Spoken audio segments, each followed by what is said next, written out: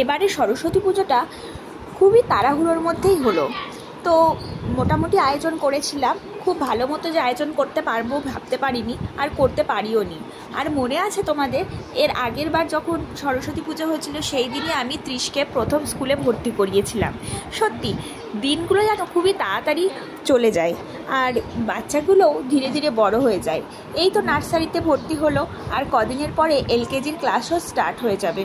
তো আজকে সরস্বতী পুজো করে নিয়ে চলে গিয়েছিলাম তৃষকে ড্রয়িং স্কুলে ভর্তি করাতে।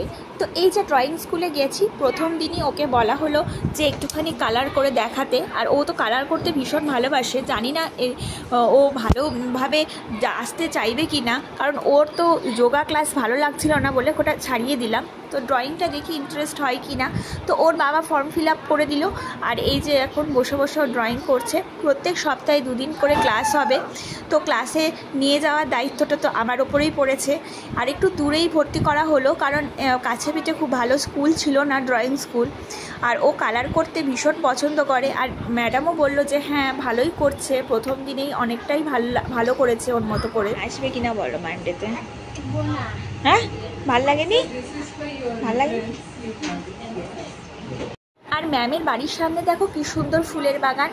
তো ওকে ভর্তি করিয়ে চলে যাচ্ছি বাড়ি। তো আজকের মতো ব্লগটা এখানেই এন্ড করলাম। সকলে খুব ভালো থেকো, টাটা।